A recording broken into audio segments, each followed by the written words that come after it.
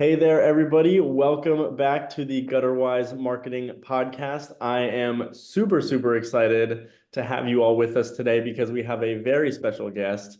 But the Gutterwise Marketing Podcast is where we interview highly successful gutter contractors from across the country, figuring out what they're doing to keep their trucks running and businesses booming. And I'm super excited to be joined today by Ken Parsons, the co-founder of Brothers That Just Do Gutters.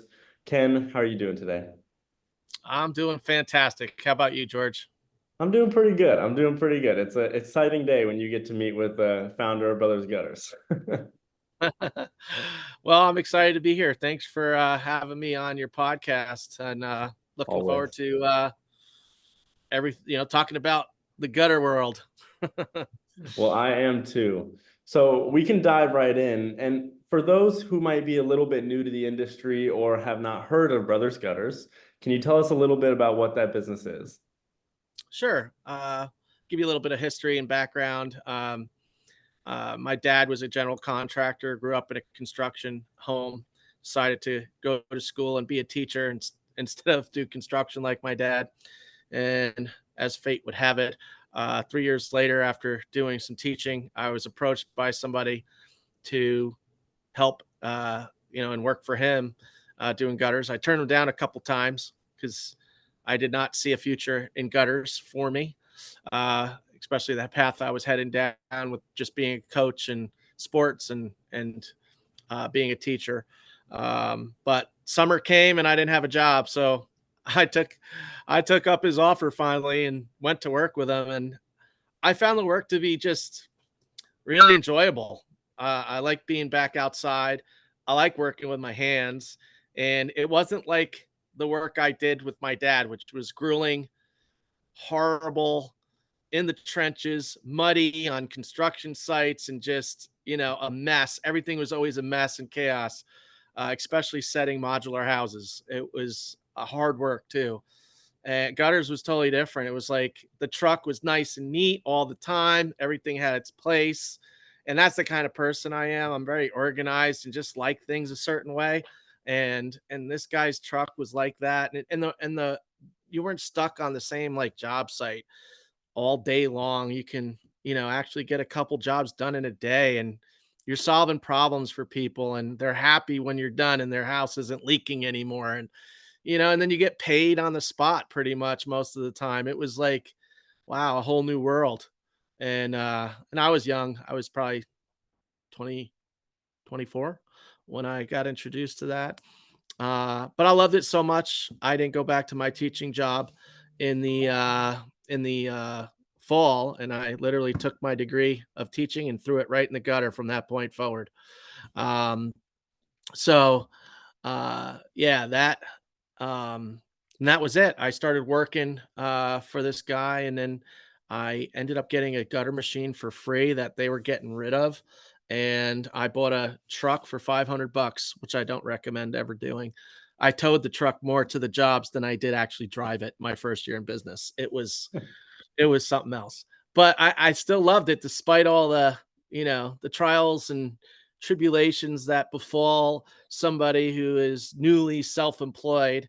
Um, it was quite a journey. And then I did that. I was a owner, installer, operator on the truck for about 3 years, 3.5 years. I started my business in 1999. And then my brother was out of a job he was in a dot com dot bomb type of business. He was more along the lines of what you're doing with marketing, and he uh, um, he was in transition, so he came on board just as like a helper, and then before you know it, he was always good at this. My brother was always good at this. I could say this about him, but he's always good at getting out of the physical work. So, can I make estimate sheets? Can I make you a website? All this stuff. And meanwhile, and I'm kind of like, yeah, yeah, yeah, go ahead and do it. And he ended up getting off the truck pretty quick and started doing administrative stuff in the business and really taking that part of the business to the next level as it needed to be. And I certainly wasn't and that's not my expertise. My expertise is operations and sales. And then from there, life was good. We were partners. We were hanging out. We always got along growing up. Um, and he ended up becoming a partner not too long after that. And then we just started putting our heads together and saying, all right, how about we go to 2 trucks? And how about, and then we added a third truck. And then Mm. it was about the mid 2000s. And, um, we were very heavily involved in new construction and working for all kinds of big box stores and developers and stuff. Um, and then the Great Recession hit, and that just turned us upside down. And we had delved into other things too, which made it even more. If we just stayed focused on gutters, we probably would have made it through and been fine. But at the same time, Brothers Gutters probably would have never happened.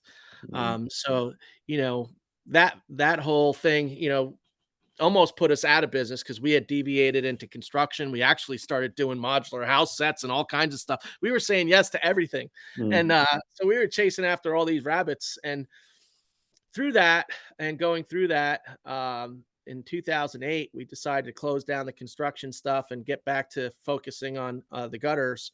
And that was, and with a marketing company, Cumulus Media, you may have heard of them.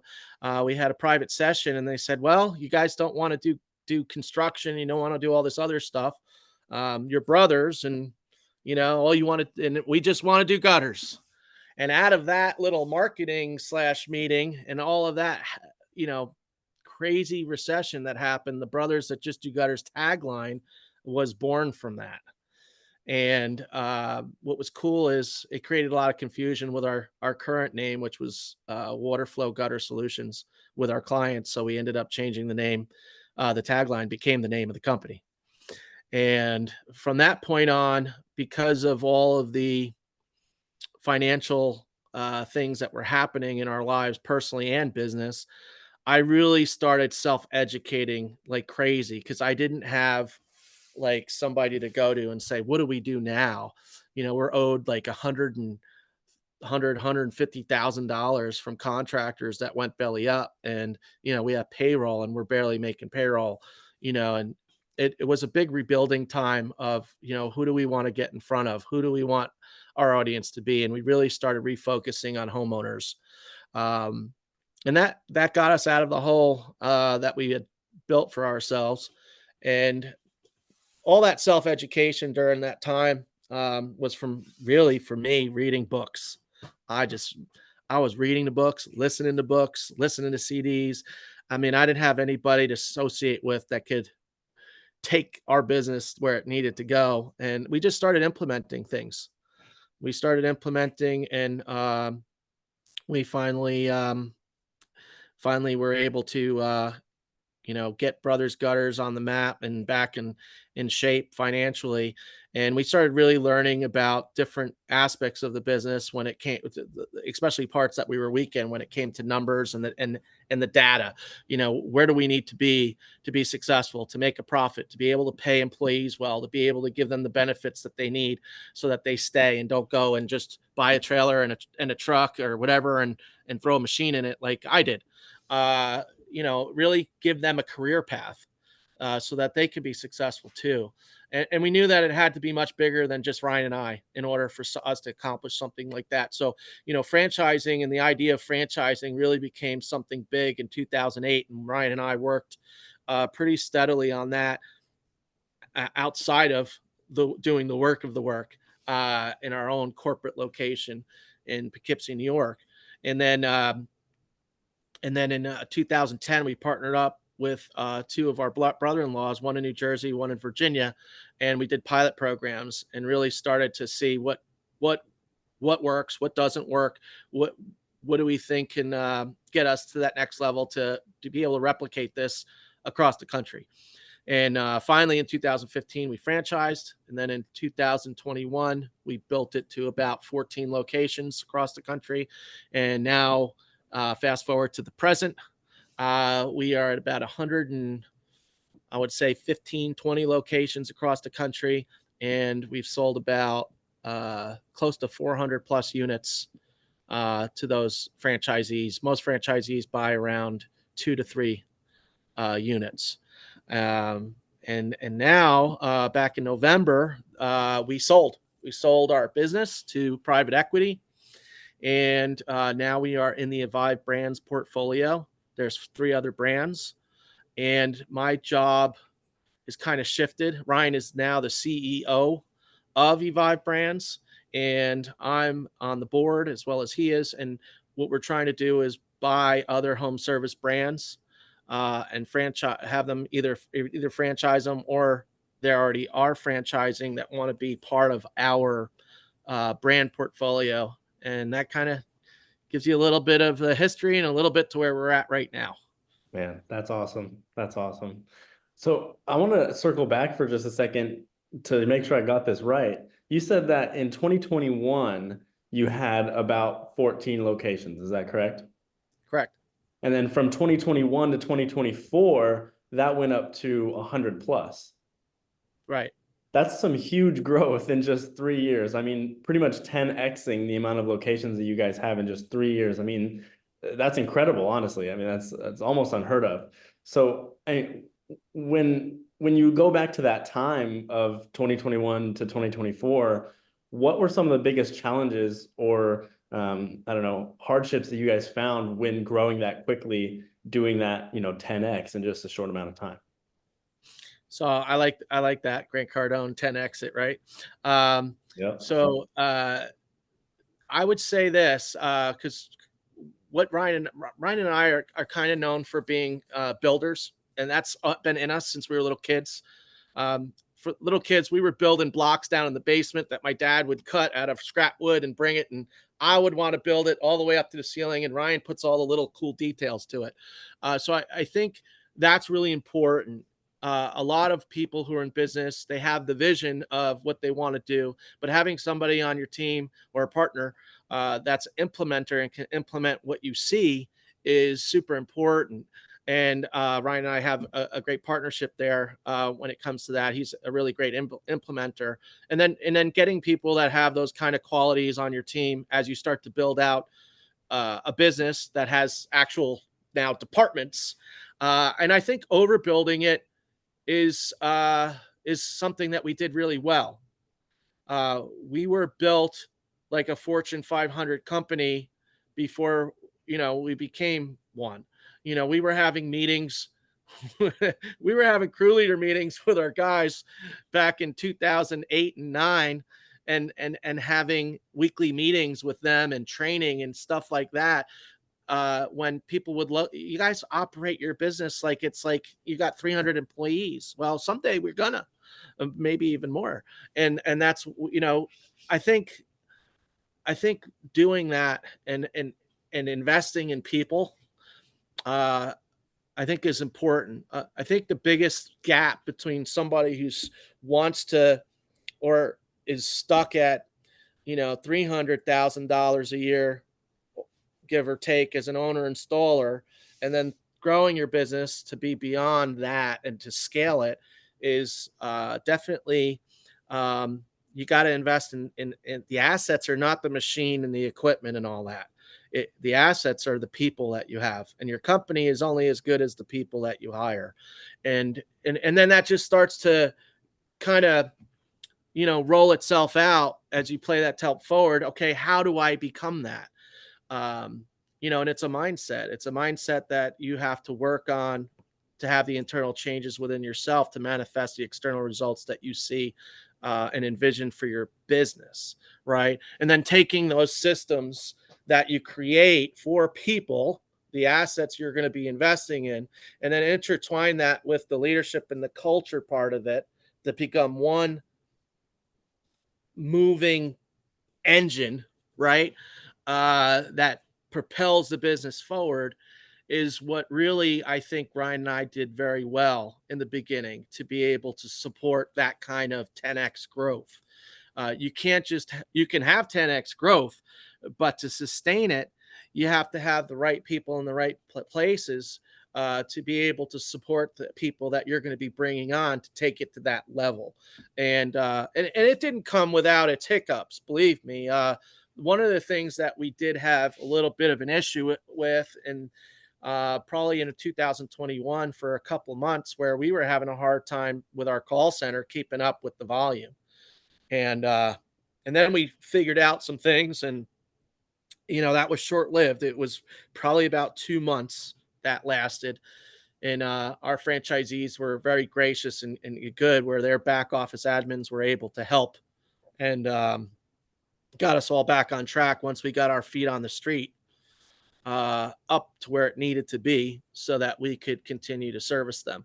Um, but that's business. Business is something that I think it's always building, and that's why Ryan and I are having success. Is that's in our DNA. We're builders, and getting people to be part of that want to buy into the vision and see that they could create an opportunity for themselves also in that kind of an environment. I think is what really is unique about us, is that it's more than just making money at this point. It's about creating opportunity for other people to be a part of what we've done and are doing, especially at the Evive Brands level, to be able to say, the sky's the limit of where you want to go with your career here. The only thing that's going to hold you back is you. It's not going to be Ryan or I. Mm. Hopefully that answers your question. No, that's awesome. That's definitely exactly what we're looking for. I kind of want to talk a little bit more about the people aspect. You mentioned it briefly, about talent and getting people in the right spots, and making sure that you're bringing the right people on, but also making sure that you can help foster their growth to get where they want to go as well, and so that they can improve, which is super important in business. But how do you recruit great talent for these franchises? Where do you find these people, and how do you make sure that they're bringing top level work ethic, top level talent to these companies? So there's, your typical ways of where you can, post things on Indeed and different digital platforms to get, the influx of resumes and stuff into your business. I think a big part of it too is that as business owners, we can't stop recruiting. Everywhere I went, and this is a strength of mine. I don't have a hard time with recruiting people. Like, and a lot of people do struggle with it. Not everybody has that as a talent or gift. But that's something that is super important to being able to scale a business, is being able to attract people into it. Why would I want to come work for you? And the script is flipped, where, a lot of employees now realize that they hold a certain kind of power, almost, if you will, because they know that they are needed in this crazy time that we're living in. So you have to really differentiate yourself that way too, is, why would I want to come work for you? And you have to have really good answers for that when you're interviewing people. Because, people will go and leave you for another dollar an hour or whatever percent or whatever you're paying them to go work for somewhere else. But the reason why they keep hopping around is because the culture aspect is not there in these businesses. And that's why so many people keep leaving and not staying, because most business owners do a really crappy job at creating a great work environment for people to work in. And not only that, they don't have an abundance mentality. Having abundance mentality is super important.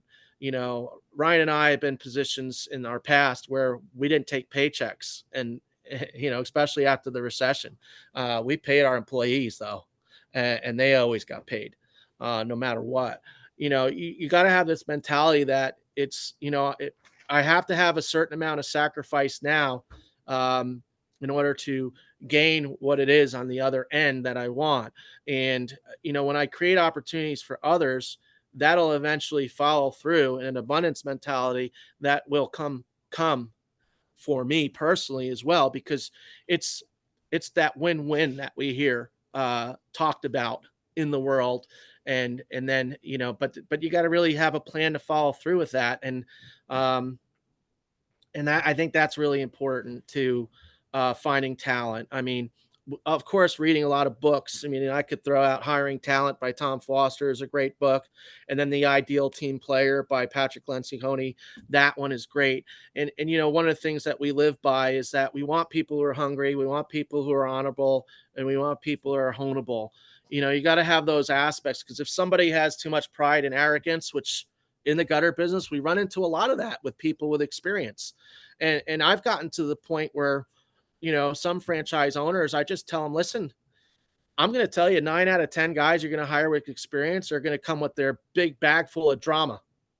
And you might be better off just getting somebody that has those 3 H's, that's hungry, honorable, and honorable, and has character, right? And it's going to show up to work on time. And you know what? You're not going to make a lot of money with that person right out the gate.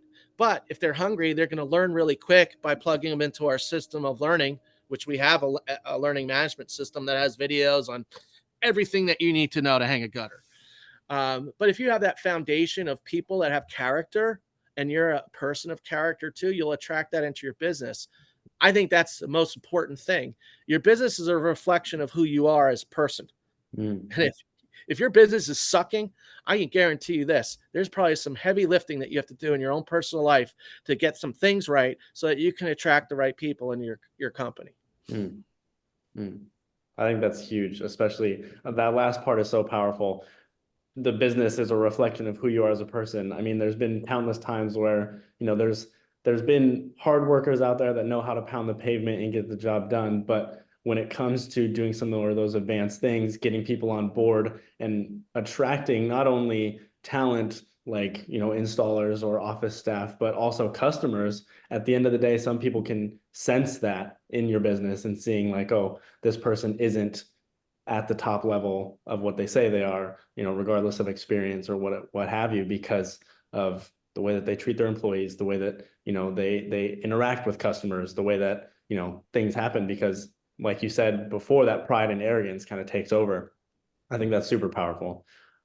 What is based on that excuse me, excuse me, has there been a trend within franchise owners or getting people on board into the franchise space where you've seen, hey, this person would be a great fit for this this franchise, or this person wouldn't be, based on different traits? What good traits have you seen with a lot of these owners coming in that have seen success? I think it's the same traits that you look for in any kind of employee. When I'm looking for a partner to partner in any kind of business or deal, whatever it is, I want to have somebody that has those similar characteristics. Character is the biggest one. If somebody has character, then, making decisions, and, even though you're not going to always agree, but if you're both people of character, you'll figure it out. And I think that's important for franchisees. I also think that it's important for franchisees in their DNA that they got to be able to change their mindset. Not every person that comes from a career and transition into a business has the right mindset. They have what Robert Kiyosaki calls an employee or a left side of the quadrant mindset. And there's certain results that people in that mindset have in their mentality. And then there's a different mindset that people have that are on the right side of the quadrant when they're business owners and investors. And the only thing different is that they just think differently about business than those people on the other side. And it doesn't mean that one side is better than the other. It's just matter. What it really comes down to: are you happy? Is this what you feel called to do and passionate about doing? And if it's being employed, then do it to your best ability and be happy. But if you're not, then you got to figure out what that is. Maybe it's being self-employed and you're happy doing that. For me, I just knew I wasn't happy. I wasn't happy. Now I'm happy. I'm happy because of, where I am operating in my strengths and who Ken Parsons is, finally, at 50 years old. So, it's been for a while. It's probably since I'm 42, but it was a long road because I didn't have people to steer me in the right direction of, what I should become. I was always told to do this, do that. And And I think that's what's a big problem in this country. I think too many people are told, do this, learn this, defines the rest of your life. And that's why we have 95% of the people have a certain amount of thinking in this country. And then only a small amount of people have this kind of thinking over here. And I really think that it's backwards. People should be taught from a young age to, and this is what I teach my kids, define what it is that you want. Learn from somebody who has done what you think that you want to do. Get that skill, whatever it is, and then go out and do it and see if you really like it. And if you don't, all right, you can cross it off your list, define it all over again, figure out what you want to do and why, and then that's it. But you don't want to go through life miserable. And I think that's a lot of what I see in the gutter industry. I see a lot of guys that are burnt out. And that's one of the things that drove me to franchising. You know, I thought that I was going to get all these guys to sign up in Brothers Gutters that were actually and convert them from gutter companies into our thing, because, you know, I knew that we had something that could set them free. And, but they didn't want it. I only have probably several guys that we actually converted their gutter companies to what they're doing now. Great example. Nathan Hebert in San Antonio was in the gutter business and roofing business for 13 years and was stuck.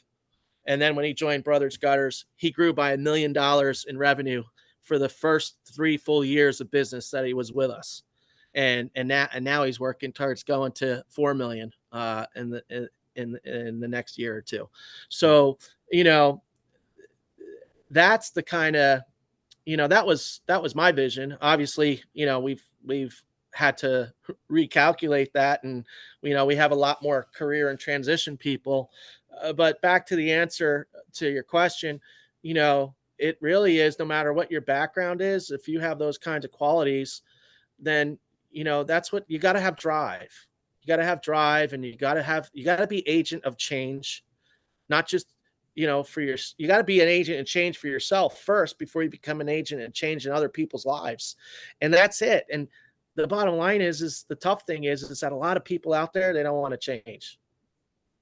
So you got to find those people that want to, because change is difficult. It's hard, and it's not easy, you know. And, you know, it only took me 20 years to become an overnight success. But when you look at people like, you know, we all look at, you know, some people like Grant Cardone or The Rock, you know, Dwayne Johnson or any of these guys, Tiger Woods, you know what, you know, he was practicing since he was 4 years old, but he didn't win a PGA Tour until I think he, you know, incredible. Oh my gosh, he won it. I think he was 20 years old or something, but he took 20 years to become an expert, you know, and it takes time, right? Yep. Change is tough. And I think that's something that people need to embrace more. And, I think that's the people that we're looking for, right? People like that, whether they're franchise owners or an apprentice out on a gutter truck, and everybody in between, to answering calls, doing our marketing, whatever, and then partnering with people too to help the business in areas where they have the expertise. And that's something I think that we're very good at Brothers Gutters, is saying, you know what, this is my lane. This is where I'm strong. You know, I'm not strong over here in marketing. We need a marketing department. You know, let's hire people to do all that stuff. Let's get people that answer calls and do that. That's not, you know, Ryan and I should not be spending time on calls when we could be doing this and pushing the business forward to create more opportunity for other people. I can't create opportunity for people when I have, you know, this tool belt on. Doesn't matter if it's a tool belt out in the field or the tool belt out going running estimates or getting supplies or whatever. If I have any of those hats that I'm wearing or these tool belts that we all wear, I can't get to the other side of that cash flow quadrant. Powerful. I really like how you talked about change. And this is something that even I see myself in the industry a ton, is reluctance to change, because they've been doing it for X amount of years and they know how this, and they've been doing good business since then. But especially where we come from in the marketing side of things, there's a ton of people that are transitioning and know how to do the online and know how to, you know, get the Google ads, and they know that SEO is important and organic and all of that. But there's a lot of guys out there that are still kind of stuck and thinking, well, is this really the best option? I don't know if this is gonna work. I'm like, well, dude, everyone Googles everything nowadays. If you look at these numbers here, I'll show people. It's like, look at these numbers. Look at how many searches are showing up for these four terms in your town for gutter installation or guards or cleanings or whatever. Look at how many people we're getting per month. And it's, 100, 200, 300, and sometimes 1,000 plus. And they're like, well, I don't know, I don't know if we'd be able to get those into leads or whatever. I'm like, here's how you do it. You put them in the funnel, you get them on a landing page, you call them up, you schedule an estimate, and boom, you sell them. Like it's very structured. And then some guys are still like, well, I don't know. So I see that all the time as well. And in terms of marketing, then kind of what has been the most powerful marketing tool that you guys have been able to leverage? And does that still work today? That's a great question. So marketing has evolved since I started in business. It was simple when I started. It was Drastically. whoever had the biggest yellow page ad wins. And and I started out with a very small one because that's all I could afford. And that's what I tell you, you tell yourself that, right? That's what I can afford. But it really what we need to think about is if I could go back and do it over again, I would borrow money to have the biggest ad in the yellow page. And then I would have got that much more work and that much, but I didn't have the business acumen that I have now and the foresight to see that. Mm. Right. And that's where I think a lot of guys are stuck too, is that they don't have the business acumen to foresee. It's not that it's going to work. you know, are you going to jump in head first and put your money into it? Um, and then, the yellow pages went down. My brother, we probably had one of the first, I bet you any amount of money, we probably had the first gutter website on the planet because we had a gutter website probably in 2001. Um, uh, and we started seeing the technology was something that I heard this from somebody. I can't remember. Always invest in technology in your business. And here I am, a gutter guy, right? In this industrial age business that's been around for centuries. Mm. And I'm going to invest in technology. And we did. And that website kicked butt. And when the yellow page ads just started, I mean, it was funny. We would have yellow page sales reps come into our office and we would save their big fat phone books. And then we would take them and say, you know what we think about your yellow page books? This is where they're going. And we would take them and rip them in half like they do on the like the WWE and all that. We Yeah. would rip them in half and show them this is what's going to happen with your phone books because this right here, this website is kicking your butts. You guys are going to be out of a job, and certainly that happened. Yeah. So we were always ahead of the curve on marketing, and probably because Ryan has very good insights when it comes to that and graphic design and web and all that stuff. He's very good with technology. And as a byproduct of that, I've learned quite a bit. I suck at technology, but I've gotten a lot better because I have learned from people that are good with it.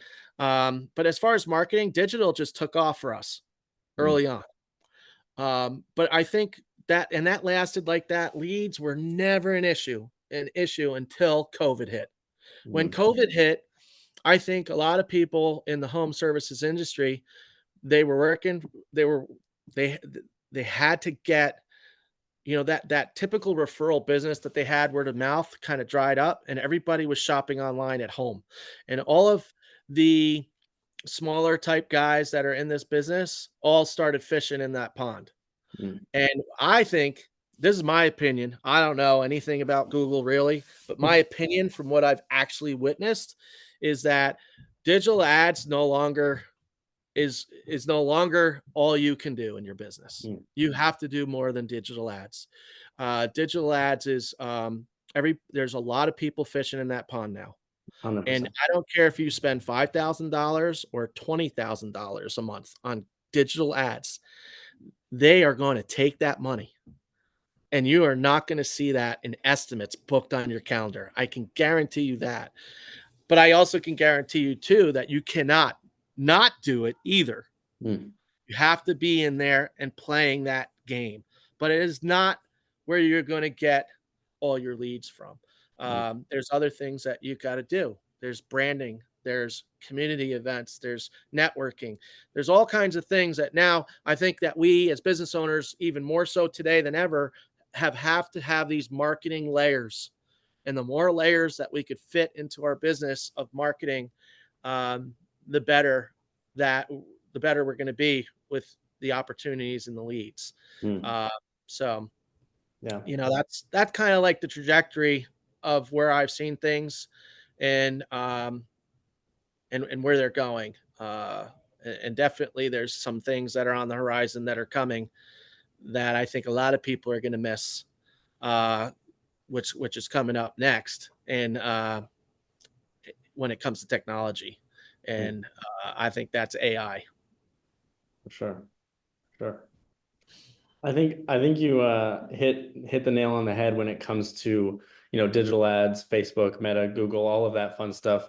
It can't be the only thing that you're doing. Now, if that's something that that you want to try out and it's like, well, and you're new to this world and you might not be able to go out and do everything right away because it's a lot of stuff that that you can do these days, then it's a great place to start. But Right. it's not, you're totally right. It's definitely not, especially if you're a larger company looking to kind of get to that next level. It's not the only thing you should be doing. We have this little wheel on our website that kind of talks about all of the little different pathways that you should be doing, at least excuse me, at least online. And it's called our digital dominance method. And it talks about everything from paid advertising to organic, making sure that you're showing up organically, socials, making sure you have active socials, retargeting, making sure that you're taking people from your website that have been there or have been in other websites like yours and making sure that your ads are getting displayed to them and things like that. And then also leveraging what you already have, doing the work that's already on your desk.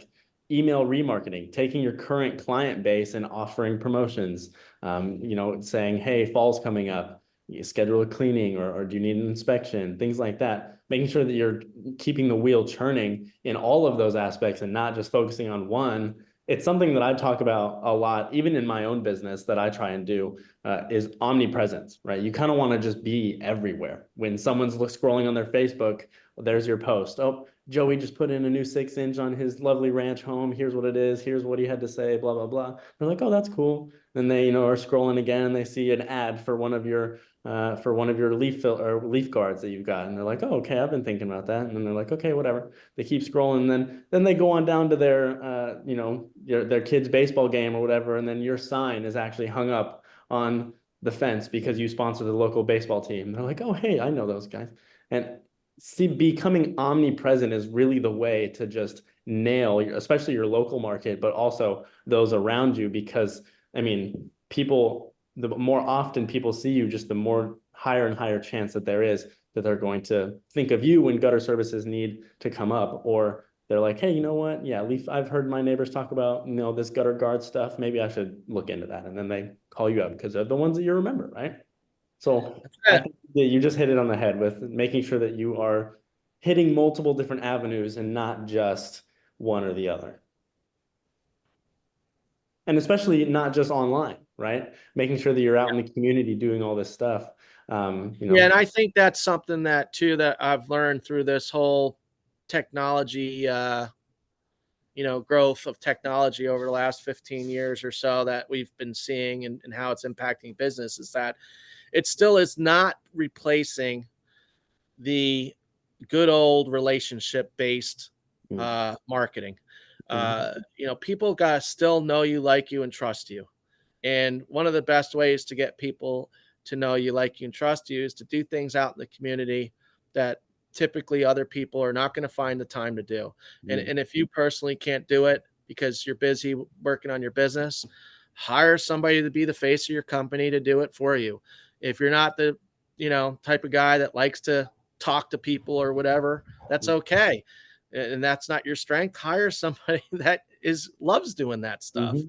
You know, recognize where, I need this in my business, but and I am not the best person, and that's something that I'm really good at, because I guess probably because I played sports and I was always the captain to pick whatever team, and the captain of the football team and the wrestling team. And I just always like statistics and stuff when I look, I collected baseball cards and all that stuff. So I was always like into the statistics and who would be the best person here in this position. Right. And I guess that's really translated well for me in business. But that's something that you gotta get good at too, is being able to see what are the people that you're missing on the bus that you're driving, Mm. and getting those seats filled. That's going to make your life easier. It might not feel that way in the beginning when you're making that transition to growing, because there are definitely this when it comes to growing a business. But it starts to flatline more as you start to get past it. And one of the things that is something I tell franchisees is, business don't start till you hit $1 million in revenue a year. Anything under $1 million, that ain't going to get you freedom. Mm-mm. You're going to be stuck in a job. You're going to be wearing a ton of hats. You're going to be frustrated. You're going to be burnt out. You got to work as hard as you can for the time that you start up to the time that you get to $1 million, because that's when business starts at $1 million, because you can actually afford people to work for you that are good, right? Because you have some money left over to pay yourself and to pay those people good. And then you could build the foundation to make millions in revenue a year. And that's it right there. That's what I tell people is you gotta sacrifice a little bit in the beginning of an investment in order to make huge gains later on. But you got to help a bunch of people along the way, and that's it. That's really as simple as I can say it. Yeah, for sure, for sure. And especially, I like how you said sacrifice, but sacrifice and investment, but not only investment of money, right? There's another type of investment, which is your time. A lot of Right. guys, especially under $1 million, all you kind of have is time. And so putting your time forth, working those hard hours, working those hard days, and making sure that you, like you said, you're just hustling as fast as you can to get to that mark where you can actually afford to start bringing on people that can help you and you can help them is really the huge part. And I've seen that in my business. I've seen that in a bunch of businesses that I've been around. Is one of the biggest sacrifices that we have to make early on is time. And a lot of guys are afraid to do that, which is okay. But you just have to realize if you don't, then you're going to fall behind and you're not going to make the goals that you want to make. Yeah, and one of the books that really taught me how to do that was The Parable of the Pipeline by Burke Hedges. It really outlines in a very simple story of, you know, you know, of how to do that. How do I create a business that um, can actually work without me being there eventually? Yeah. It'll take time. It'll take sacrifice. It'll take some change along the way, things that I'll have to work on myself. Certainly have to convince others that, hey, this actually works when you turn it on, and then it slowly progresses and happens. But you just got to keep at it and not give up. Yeah. Yeah. It seems like you've had some great influences from authors and other educators in the space. Did you have any specific mentors or maybe like an organization that you were a part of to learn from and plug into when you were growing? I had I had a lot more tormentors than I had mentors. But I'd say, yeah, I've had some, I didn't have any mentors when it came to business until later on. It really was books. My mentors straight came out of books. But then there were some mentors that we learned some things from along the way. One of them was Brian Altman from DBS Remodel, very successful remodeling company, always profitable. And where I learned the most from him was customer service. Mm. Uh, as far as customer service, I don't know anybody that does it better than he does in his company. Um, and then there's definitely other people along the way that in business. There's definitely we had a great coach, Andrew Amarin, was a great coach that really helped us. And that really resonated with me. We didn't hire a coach till 2010. Mm. That's something I would recommend out the gate. If you're starting a business or in business, get a freaking coach, right? And I had coaches. I had great coaches when I was in school that made a huge impact on my success as an athlete. And to finally have a business coach in 2010, 11 years later, it's like, come on, Ken, what were you thinking? We could have been so much further along. Um, than we were. But, Ryan and I ran our businesses right out of a checking account. Oh, there's money in the checking account. Great. We can pay everybody. How much can we pay ourselves this week? But we had no idea what a balance sheet or a P&L was. We didn't Mm, know the cost of goods. COGS, what does that stand for, right? We didn't know overhead. We didn't know any of that stuff. We didn't know any of that. mm, Um, but the numbers tell the story. And if you don't know how to read the numbers and have at least some kind of statements that you could look at on a daily, weekly basis in your business to get the pulse of where you're at and if you're profitable enough, you can't run a business that way. It's not gonna work. So, having a coach doing that was a big deal. It was a big deal in a lot of the systems that we created too going forward. And then once you get to the other side of whatever it is that is, you start attracting people into your life. And, certainly there's been, there's all kinds of people you need once you start scaling the business. But what's good is that you start getting your time back and you have the time to be able to recruit really good people that can help you with legal, can mm, help you with finance, they can help you with this, and then, you know, you start having people give you reports and mm, you could look at them really quickly and say, oh, business materials are a little bit low on this location over here. That's great. Materials are high over here. What's going on over there? Let's look at, oh, well, we ordered a bunch of gutter guard this month. Oh, okay. Well, then that'll flatline out and level out as we go and use that up.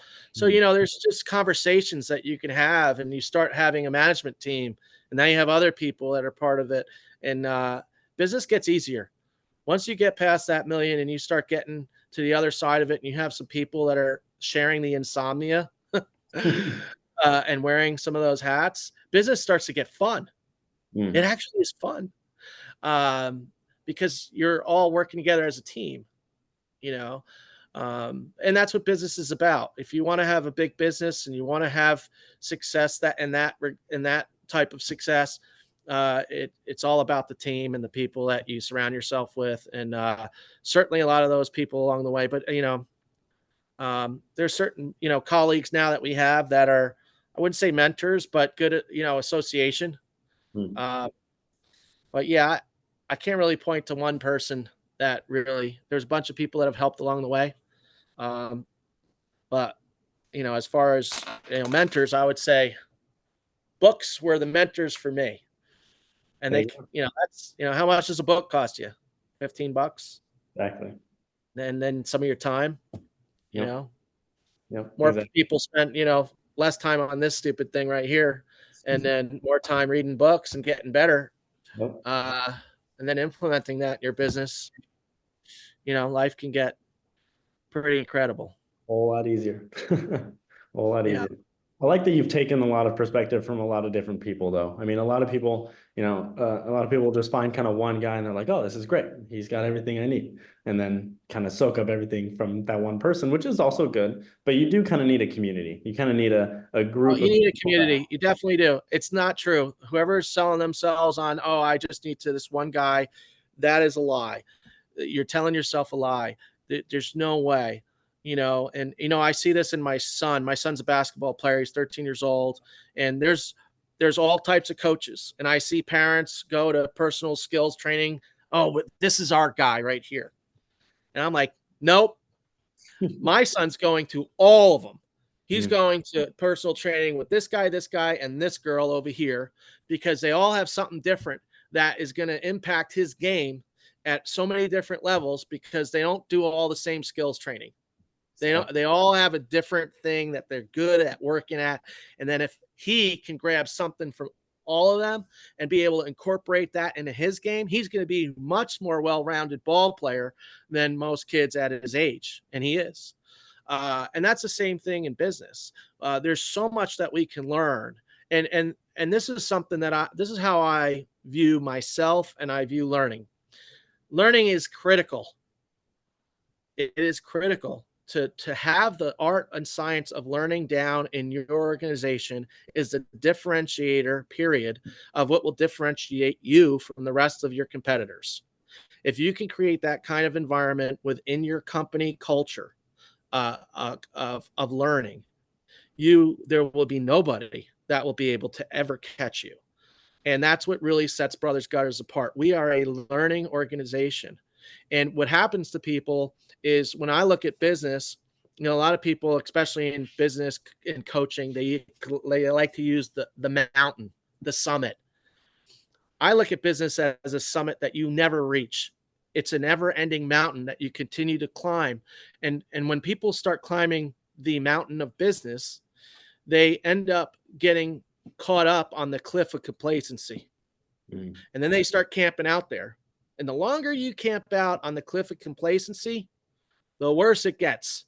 Because the bottom line is this: like a mountain that continues to grow and never has a summit because it keeps on growing and there's no end in sight, that's the way we have to be when it comes to learning. We cannot camp out on the cliff of complacency, because once we do, somebody else who's learning faster than we are is going to pass us up. Mm.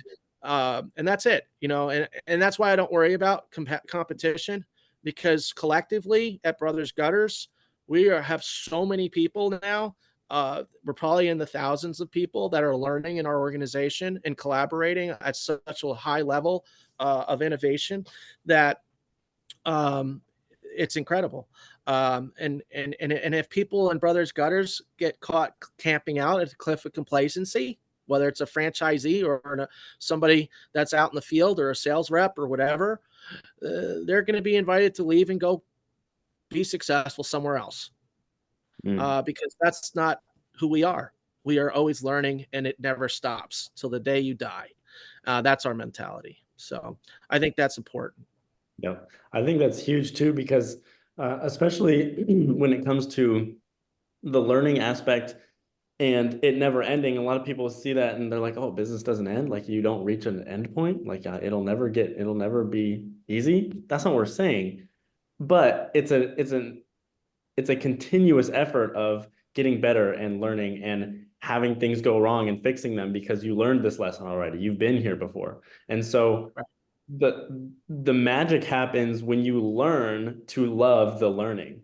When that becomes your reward instead of whatever you're reaching for at the top of the mountain, when the journey to the top of the mountain becomes your reward, you are much more likely and you are going to do way more than the people that are just trying to get to the top of the mountain, because eventually those people are going to realize that there's no stopping. It just keeps going. And they're going to say, well, damn, now it looks like I'm going to jump off the mountain now, because what I wanted isn't up there. And that's when you just keep going, because what you love is the climb. What you love is the journey. And the people that understand that have done extraordinary things. One of my favorite examples is Alex Hormozy of Gym Launch and acquisition.com.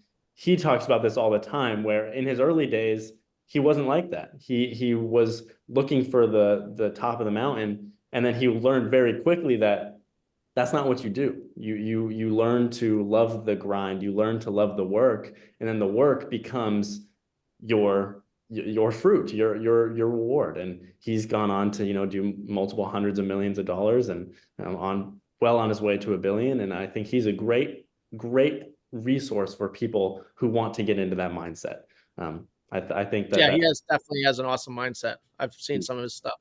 huge. But that's it, getting around people that, that goes back to that defining what do you want in life, and if I want to have success like somebody like that guy that you just talked about, I just got to learn what did he have to learn and go through, because the bottom line is that we're all created for greatness. And I believe that. We believe that at Brothers Gutters.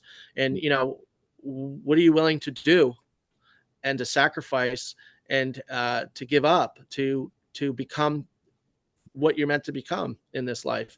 And that's it. I think a lot of people give up and they end up camping out on that cliff of complacency, and then they end up jumping off because they can't handle the pressure of whatever it is that life brings personally or in business. And that's why you need help. That's why you need to associate with the right people. That's why you need to get a coach. That's why you need these things, because they'll help you get past that.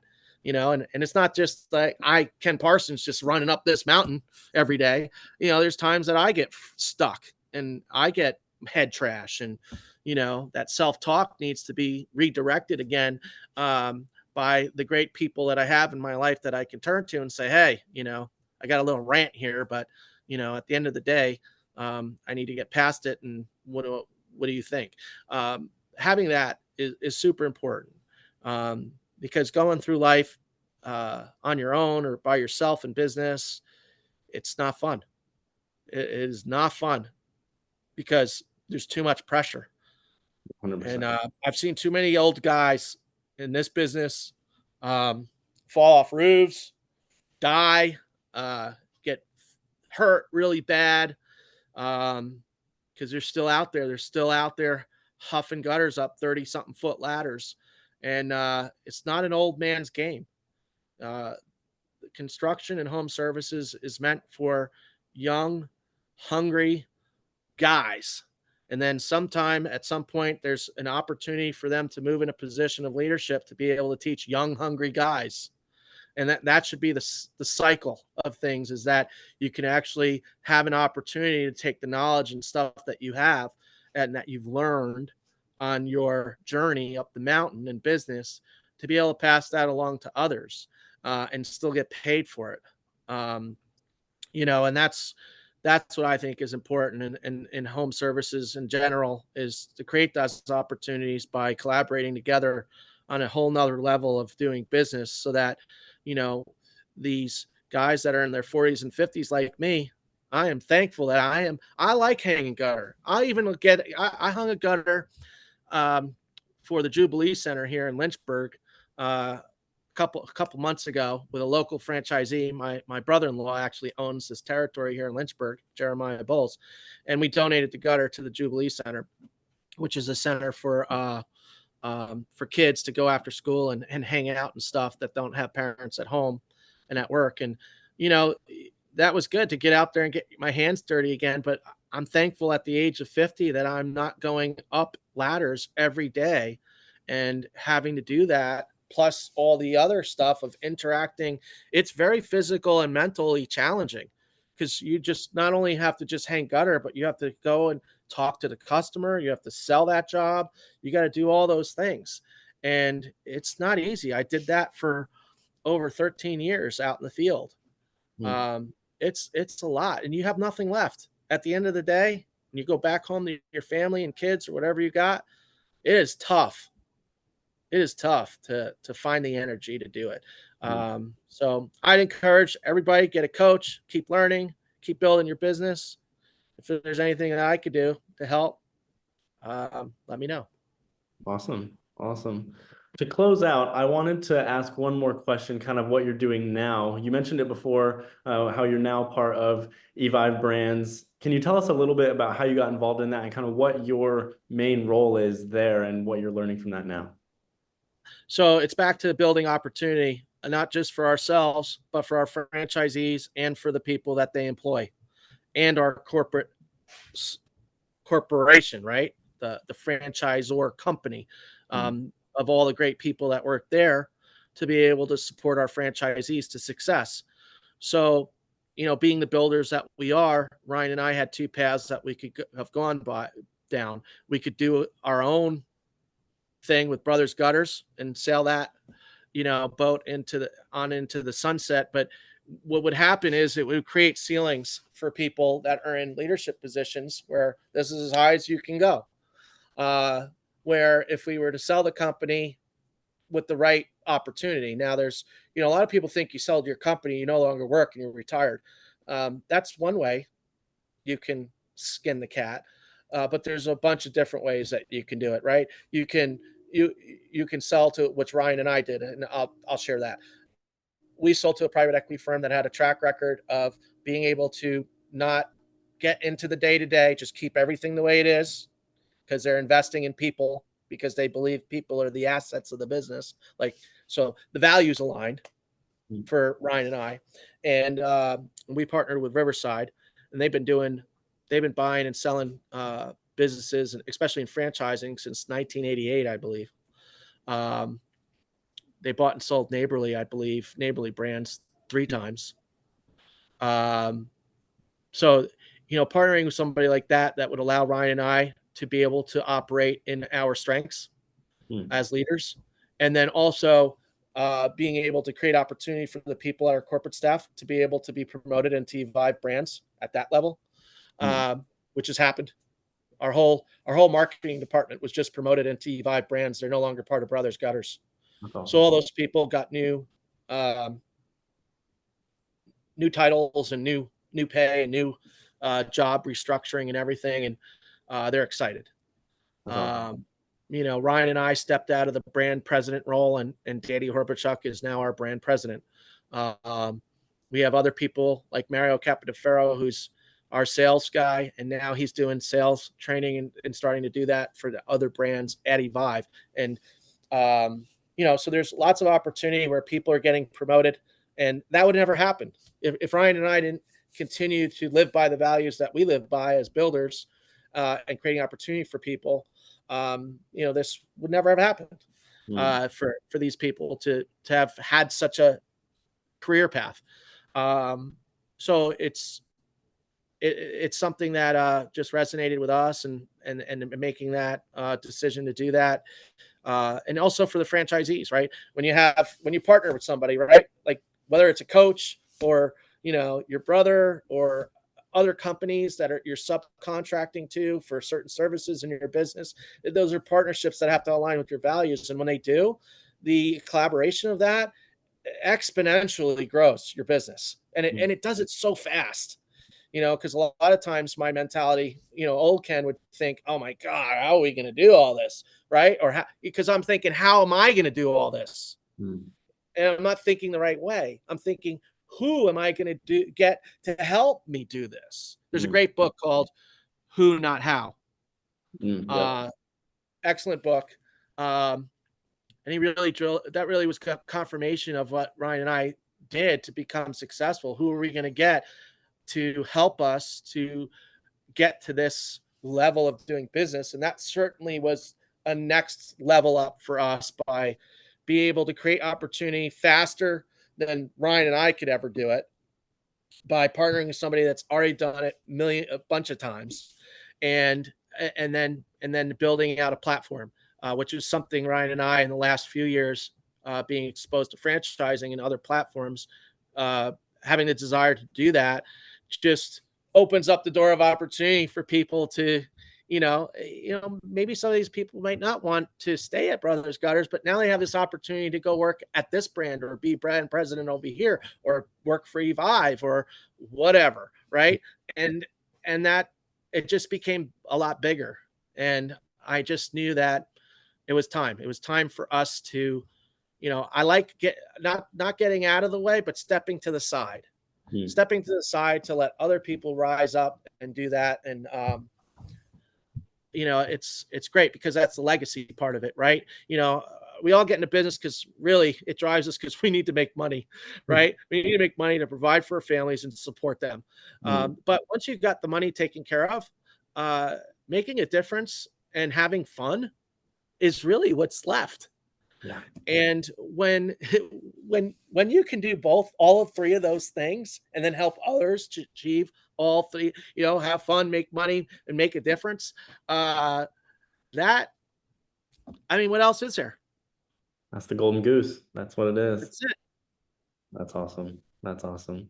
Well, I mean, I think that at least myself, I'm taking down notes over here. I'm recording this. I'm going to watch this back later. This has been huge value add for myself and hopefully for every other, not only gutter business, but any other home service or just other business out there that may have found this and thought this was valuable in some way. There's a ton of insights here. Again, you've been watching the Gutterwise Marketing Podcast. We were super excited to bring on Ken Parsons today from Brothers Gutters and now Evive Brands. Is there any last words of wisdom you have for all of our listeners? Yeah, check us out. We have a great podcast out there. It's called Grow with the Bros, Ryan and I, and the whole premise of that is just to help people with their business, and and if there's anything that we could do to help, that's one way we can. Just listen, take a listen to our podcast. Awesome. Yeah, I checked that out too, and I was like, man, I gotta put this one on the queue. Gotta listen to this one in the morning. That's awesome. Well, Ken, thank you so much for joining us today. If there's anything else that I can help you with, or if you have my number, so feel free feel free to hit me up. All right. Same here. Take care. Take care.